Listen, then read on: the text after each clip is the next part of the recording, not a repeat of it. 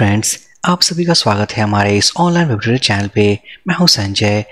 इस video session में guys हम एक और इंटरेस्टिंग टॉपिक के बारे में डिस्कस करने वाले हैं, that is plugin activation hook.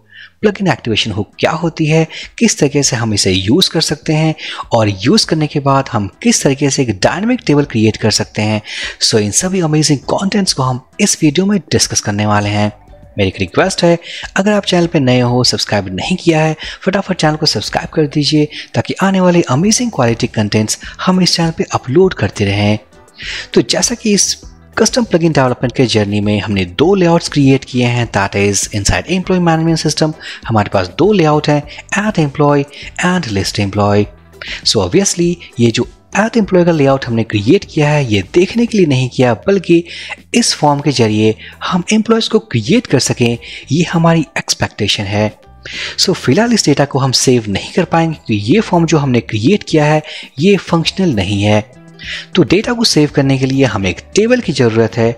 तो बाय डिफ़ॉल्ट हमारे इस वर्डप्रेस डेटाबेस में 12 टेबल्स अवेलेबल हैं, बट इन सभी डिफ़ॉल्ट टेबल्स को हम यूज़ नहीं कर सकते क्योंकि मे बी ये एप्लीकेशन क्रैश कर दे।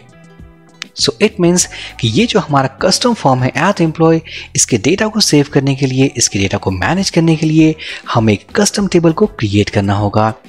यहाँ पर टेबल को क्रिएट करने के लिए हमारे पास दो ऑप्शन है।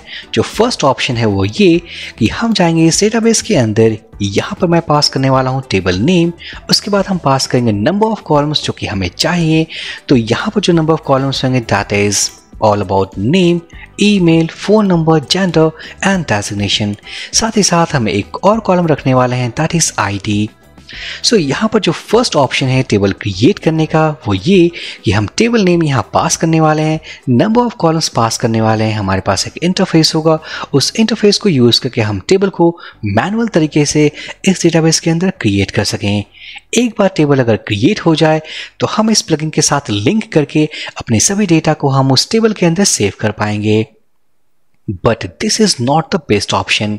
ये एक मैनुअल वे है जिसे आपने टेबल को क्रिएट किया है और आप डेटा को सेव कर पा रहे हो। इन केस अगर आपने इस प्रोजेक्ट को कहीं माइग्रेट किया, किसी दूसरी जगह पे अगर आपने प्लगइन को इंस्टॉल करके एक्टिवेट किया, तो वो जो टेबल आपने प्लगइन के साथ जो यूज़ किया है वो यहीं रह जाएगा इसी सर्वर पे, आप उसे वहाँ यूज़ नहीं कर पाओगे और वहाँ पर जो प्लगइन होगा आफ्टर एक्टिवेशन वो एरर थ्रो करेगा कि ये टेबल एग्जिस्ट नहीं करता है। जो बेस्ट ऑप्शन वो ये है कि हम प्लगइन एक्टिवेशन हुक को यूज़ करके अपने एक डायनामिक टेबल को क्रिएट करें ऑटोमेटिकली अपने डेटाबेस में। प्लगइन एक्टिवेशन हुक क्या होता है? ये एक ट्रिगर पॉइंट है, ये एक हुक है। जब हम किसी प्लगइन को एक्टिवेट करते हैं तो उस प्लगइन के अंदर लिखा गया कोड जो हम प्लगइन एक्टिवेशन हुक के साथ अटैच करते हैं वो फायर होता है। यहाँ पर जो हमारा मेन कंसर्न है वो ये कि जब हमारा प्लगइन एक्टिवेट हो तो एक्टिवेट होने के बाद हम एक डायनामिक टेबल को क्रिएट करना चाहते हैं, और अगर हमारा प्लगइन डीएक्टिवेट हो तो हम उस टेबल को ड्रॉप करना चाहते हैं। डायनामिक तरीके से अगर हम इस प्लगइन को अगर मैं जाऊँ प्लगइन्स वाले सेक्शन में, तो उस मेन्यू से इस लिस्ट से अगर मैं इस कस्टम प्लगइन को जो हमने क्रिएट किया है, ये एम्प्लॉय मैनेजमेंट सिस्टम, अगर हमने इसे एक्टिवेट किया है तो आफ्टर एक्टिवेशन हमें प्लगइन एक्टिवेशन हुक कॉन्सेप्ट को यूज़ करना है और उस कॉन्सेप्ट को यूज़ करके हमें एक डायनामिक टेबल क्रिएट करना है अपने डेटाबेस में। इसका मेजर बेनिफिट ये है कि आप उस प्लगइन को 1000 सेटअप्स में यूज़ करो ऑन डिफरेंट सर्वर्स, तो जहाँ पे एक्टिवेट करोगे वो टेबल ऑटोमेटिक क्रिएट हो जाएगा। आपको मैनुअली उस टेबल को माइग्रेट करने की नीड नहीं है। यहाँ पर जो क्वेश्चन है वो ये कि प्लगइन एक्टिवेशन हुक क्या होता है, उसका क्या रोल है। प्लगइन एक्टिवेशन हुक नाम से बिल्कुल क्लियर है कि जब हम प्लगइन को एक्टिवेट करते हैं तो ये एक हुक है जो वर्क करती है। जो हमारा कॉन्सेप्ट है टेबल क्रिएट करने का, डायनामिक टेबल क्रिएट करने का, हम उसे ऐड करने वाले हैं अपने प्लगइन एक्टिवेशन हुक कॉन्सेप्ट के साथ। यहाँ पर जस्ट एक एग्जांपल है डायनामिक टेबल क्रिएट करने का। इसके अलावा हमारे पास काफ़ी सारे ऑप्शंस हैं, लाइक प्लगइन के सेटिंग्स फाइल को क्रिएट करना, प्लगइन के पेजेस को क्रिएट करना, पोस्ट को क्रिएट करना, डेटाबेस को ड्रॉप करना। ये सारे कॉन्सेप्ट जो हम प्लगइन एक्टिवेशन के वक्त चाहते हैं उन सभी कॉन्सेप्ट को हम इम्प्लीमेंट कर सकते हैं। तो यहाँ हम देखने वाले हैं कि प्लगइन एक्टिवेशन हुक के हेल्प से हम डायनेमिक टेबल कैसे क्रिएट करें। उससे पहले अगर मैं मैनुअल टेबल क्रिएट करूँ इस डेटाबेस के अंदर, तो यहाँ पर जैसे कि जो हमने बनाया है that is employ system means add employ, तो जो हम टेबल बनाएंगे वो बिल्कुल नेम से क्लियर होगा दैट इज एम्प्लॉय सिस्टम। सो यहाँ पर मैं टेबल क्रिएट करने वाला हूँ with same prefix called wp_employee_system। इससे ये पता लग जाए और साथ ही साथ हम खुद का ही प्रीफिक्स यूज कर सकते हैं that is EMS employ management system. So ये है हमारा table name that is wp_EMS_form data, और जो हमें नंबर ऑफ कॉलम्स चाहिए दैट इज 1 2 3 4 5 और एक ID कॉलम है that is number of columns equals to 6। So मैं जाऊंगा इस टेबल के आर्किटेक्चर में, number of columns equals to 6, हम क्लिक करेंगे गो बटन पे। हमारे पास एक लेआउट आया, इस लेआउट में हमें जो पास करना है that is column name and data type. साथ ही साथ अगर हमने डेटा टाइप सेलेक्ट किया है var या int, तो हम उस केस में लेंथ वैल्यूज को भी पास कर सकते हैं। तो यहाँ पर जो फर्स्ट कॉलम चाहिए दैट इज ID, उसके बाद जो नेक्स्ट है that is name, email, phone number, next है हमारे पास जेंडर एंड डेजिग्नेशन। इस तरीके से अगर आपके केस में कुछ और कॉलम्स ऐड करना हो लाइक स्टेटस, क्रिएटेड एट, तो आप उन कॉलम्स को भी ऐड कर सकते हो। सो यहाँ पर मैं इस मैनुअल टेबल को क्यों क्रिएट कर रहा हूँ ये थोड़े समय बाद आप समझ जाओगे। सो यहाँ पर नेम है जो ये var होगा, इसका मतलब इस नेम फील्ड के अंदर हम सेव करने वाले हैं स्ट्रिंग वैल्यू। सो यहाँ पर इसका मैं लेंथ स्पेसिफाई करने वाला हूँ दैट इज 120, जो कि मैक्सिमम लेंथ है इस नेम फील्ड का। सो ईमेल, इसकी मैं बात करूँ var, ये भी स्ट्रिंग वैल्यू कंटेन करेगी 80 characters. Phone number var 50 characters. Gender, ये होगा इनम टाइप, क्योंकि इसके अंदर हमारे पास कुछ सेट ऑफ वैल्यूज होंगे लाइक जो फर्स्ट वैल्यू होगा that is male, female and other. अगर इन वैल्यूज के अलावा अगर हम किसी थर्ड पार्टी वैल्यू को अगर इंसर्ट करना चाहें लाइक कोई और वैल्यू इस सेट के अलावा, this field is not going to accept that, ये उसे एक्सेप्ट नहीं करेगा, वो वैल्यू सेव नहीं होगी। मैं क्लिक करूंगा गो बटन। सो सक्सेसफुल ये हो गया इनम टाइप। डेजिग्नेशन, इसके अंदर हम सेव करने वाले हो, so it is also var, और इसकी जो लेंथ होगी दैट इज 50 कैरेक्टर्स। साथ ही साथ ये सारे फील्ड्स ऑप्शनल हैं, तो मैं नल चेक बॉक्स को ऑन करने वाला हूँ। हमने सिर्फ ID कॉलम को छोड़ दिया क्योंकि इस ID कॉलम को हम बनाने वाले हैं ऑटो इंक्रीमेंट एंड प्राइमरी की। सो इस ID कॉलम के केस में हम चेक करने वाले हैं इस AI कॉलम को मींस ऑटो इंक्रीमेंट, और उसके बाद हम सेलेक्ट करने वाले हैं प्राइमरी की from this index drop down. एक बार हमने टेबल के स्ट्रक्चर को क्रिएट कर लिया, मैं क्लिक करने वाला हूँ सेव बटन। सो यहाँ पर हमारा वो टेबल क्रिएट हो चुका है दैट इज wp_EMS_form_ data। अब हम चलते हैं अपने प्लगइन के कोड में, plugins and custom hyphen plugin. इसके बाद मैं ओपन करने वाला हूँ मेन प्लगइन फाइल, और मेन ओपन फाइल करने के बाद हम यहाँ पर यूज करने वाले एक वर्डप्रेस के फंक्शन को that is register activation hook. इसका जो फर्स्ट वैल्यू होगा वहां पर हमें पास करना है अपने प्लगइन के मेन फाइल के पाथ को दैट इज _file_, ये PHP का मैजिक कांस्टेंट है। अगर आपको इस फंक्शन के बारे में कोई आइडिया नहीं है तो मैंने आपको पहले ही बताया है, डॉक्यूमेंटेशन पे जाना है, इस फंक्शन के नेम को सर्च करना है और इसके डॉक्यूमेंटेशन को बिल्कुल केयरफुली रीड करना है। नेक्स्ट पैरामीटर जो हमें पास करना है दैट इज कॉलबैक फंक्शन, और उसी कॉलबैक फंक्शन में हम अपने डेटाबेस टेबल को क्रिएट करने का कोड को लिखने वाले हैं। सो यहाँ पर मैं पास करने वाला हूँ that is EMS employ management system और क्रिएट टेबल। मैं इस फंक्शन के नेम को कॉपी करूंगा और फटाफट हम उसे क्रिएट करते हैं। So function EMS create table. सो टेबल क्रिएट करने के लिए हमें चाहिए MySQL कमांड, क्योंकि हम यूज कर रहे हैं PHP MyAdmin, तो हमें लिखना है क्रिएट टेबल कमांड। सो यहाँ पर क्या करने वाला हूँ मैं, एक MySQL क्वेरी लिखने वाले हैं जिस क्वेरी के थ्रू हम टेबल को क्रिएट करेंगे। तो यहाँ पर यूज करने वाला हूँ क्रिएट टेबल, उसके बाद हमें पास करना है टेबल नेम, और उसके बाद हम पास करेंगे column name and data type. But यहाँ पर मैं टाइम को सेव करना चाहूँगा इंस्टेड कि हम सारे कोड को यहाँ पर टाइप करें मैं यूज करने वाला हूं अपना मैनुअल कोड, मीन्स जो मैनुअल टेबल हमने क्रिएट किया था, इस टेबल के थ्रू हम कोड को जनरेट करेंगे, अपने प्लगइन के साथ ऐड करेंगे और उसके बाद हम इस टेबल को ड्रॉप कर देंगे। सो यहाँ पर मैं इस टेबल के नेम को कॉपी करूंगा, जाऊंगा SQL वाले टैब में ताकि यहाँ से हम अपने रॉ क्वेरी को एग्जीक्यूट कर सकें। मैं यहाँ पर यूज करने वाला हूँ शो क्रिएट टेबल और टेबल का नाम सेमीकोलन, मैं प्रेस करूँ कंट्रोल एंटर एक साथ या मैं क्लिक करूँगा गो बटन, तो यहाँ पर हमारे पास क्वेरी आई है, बट ये क्वेरी कंप्लीट नहीं है। मैं क्लिक करने वाला हूँ ऑप्शंस वाले लिंक पे, click on full text, click on go button, तो हम देख पाएंगे यहाँ हमारे पास कंप्लीट कोड है हमारे इस टेबल को क्रिएट करने का। मैं इसे कॉपी करूँगा, प्लगइन की मेन फाइल पे जाऊंगा और हम इसे पेस्ट करने वाले हैं अपने SQL वेरिएबल के अंदर। अगर ये कोड हमने मैनुअल तरीके से अगर टाइप किया होता तो इतनी जल्दी हम नहीं कर पाते, मे बी हमारे केस में कोई सिंटैक्स एरर होता, जिस एरर के बाद वो टेबल में भी क्रिएट नहीं हो पाता।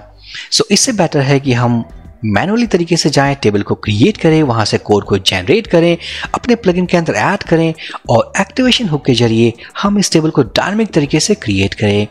सो ये टेबल का कोड हमने ऐड कर दिया है। नेक्स्ट हमें जाना है अपने डेटाबेस के अंदर और हम इस टेबल को ड्रॉप करने वाले हैं, तो मैं इस टेबल को ड्रॉप कर दूंगा क्योंकि इसकी नीड अब नहीं है। इसी टेबल को हम क्रिएट करेंगे dynamically by using our custom plugin. So यहाँ पर ये हमारा मीन्स कंप्लीट कोड है to create this table, but यहाँ पर कुछ कस्टमाइजेशंस, कुछ सेटिंग्स करनी है इस कोड में, दैट इज कि आप प्रीफिक्स देखो WP_। हर डेटाबेस के अंदर, हर वर्डप्रेस सेटअप के अंदर ये जो प्रीफिक्स है वो डिफरेंट हो सकता है। जो हमारे डेटाबेस में है वो फिलहाल के लिए WP_ है, बट जैसा कि हम जानते हैं कि वर्डप्रेस के इंस्टॉलेशन के दौरान ये एक ऑप्शन होता है जहां पर इस प्रीफिक्स को चेंज कर सकते हैं। सो अगर किसी ने डेटाबेस के प्रीफिक्स को चेंज किया हो तो ये टेबल मीन्स हम सही तरीके से प्रीफिक्स को मैच नहीं कर सकते। टेबल नो डाउट क्रिएट हो जाएगा बट प्रीफिक्स को हम सही तरीके से मैच नहीं कर पाएंगे। तो उस केस में हम क्या करने वाले हैं, हम डायनामिक तरीके से प्रीफिक्स को भी रीड करेंगे और हम इस कोड के साथ अटैच करेंगे। सो यहां पर टेबल प्रीफिक्स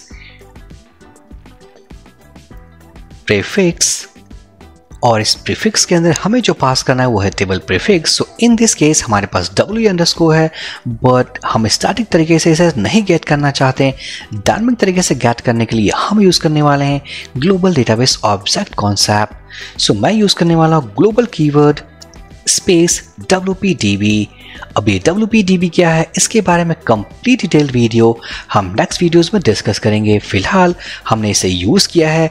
इसके बाद WPDB मीन्स WPDB और हम कॉल करने वाले हैं प्रीफिक्स प्रॉपर्टी। एक बार हमने इसे कॉल किया इस प्रॉपर्टी को, इट मीन्स जो भी प्रीफिक्स यूजर ने सेट किया है वो हम गेट कर सकेंगे।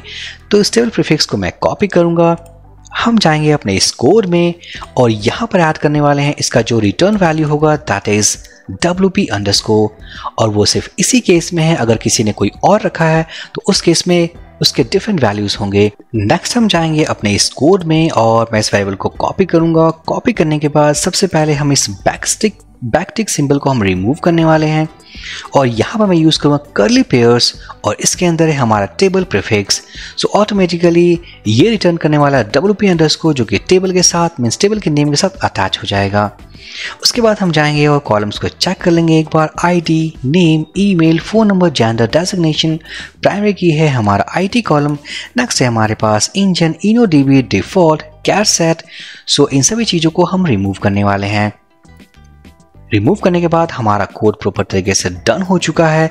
उसके बाद यहाँ तक जो था वो थी MySQL क्वेरी, बट इस क्वेरी को एग्जीक्यूट करने के लिए, टेबल को क्रिएट करने के लिए हमें वर्डप्रेस के एक और फंक्शन को कॉल करना है दैट इज dbdelta।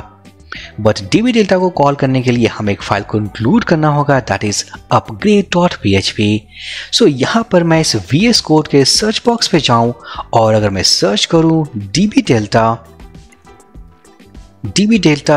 तो आप देख सकोगे यहाँ पर एक फाइल लिंक है दैट इज upgrade.php। अगर मैं इस फाइल को ओपन करूँ इस फाइल को ओपन करूं तो ये फाइल एग्जिस्ट करता है wp admin folder includes folder upgrade.php। सो इसका मतलब ये एक कोर फाइल है वर्डप्रेस का, और इस कोर फाइल में हमारा वो फंक्शन अवेलेबल है जिसको यूज करके हम डायनामिक टेबल को क्रिएट कर पाएंगे। सो सबसे पहले हम इस पाथ मीन्स इस फाइल को हम गेट करने वाले हैं। तो मैं जाऊंगा अपने प्लगइन के अंदर और हम यहाँ पर इस फाइल को इंक्लूड करने वाले हैं। सो इंक्लूड वंस और इस फाइल को कॉल करने के लिए जो पाथ जो प्लगइन यूआरएल जो हमने अभी तक जो क्रिएट किया था, अगर मैं टॉप पे जाऊं, ये जो पाथ हमने क्रिएट किया था ये काम में नहीं आने वाले, क्योंकि ये जो है पाथ वो रिटर्न कर रहे हैं हमारे प्लगइन तक के पाथ को। बट यहाँ पर हमें किसी दूसरे फोल्डर में जाना है, इट मीन्स wp admin के अंदर। बट यहाँ पर जो कांस्टेंट और जो यूआरएल कांस्टेंट हमने डिफाइन किया है ये जाएंगे wp कंटेंट कस्टम प्लगइन तक। बट इस बार जो हमें पाथ को रीड करना है वो है हमारे इंक्लूड्स फोल्डर के अंदर फ्रॉम wp admin। सो इस बार हम यूज करने वाले हैं वर्डप्रेस के कांस्टेंट को, दैट इज ऐप पाथ। अगर हमने यूज किया तो वो रिटर्न करेगा एप्लीकेशन के पाथ को। उसके बाद हम जाएंगे इस फोल्डर के अंदर और इस फाइल को अटैच करेंगे। सो चलते हैं प्लगइन के अंदर और यहाँ पर इंक्लूड वंस abs पाथ जो कि एक वर्डप्रेस का कांस्टेंट है ये रिटर्न करने वाला है हमारे वर्डप्रेस सेटअप को। उसके बाद हम जाएंगे इस wp admin के अंदर। सो wp admin नेक्स्ट हम जाने वाले हैं अपने इस includes फोल्डर के अंदर। सो includes not here includes और उसके बाद हम ऐड करने वाले हैं upgrade.php। सो ऑटोमेटिकली हम देख सकते हैं हमारे IntelliSense ने उसे ऐड कर दिया। एक बार अगर हमने इस फाइल को अटैच कर दिया है सक्सेसफुल तरीके से अपने प्लगइन के अंदर, इट मीन्स कि हम वो db data फंक्शन जिसके बारे में डिस्कस किया था हम उसे यूज कर सकते हैं।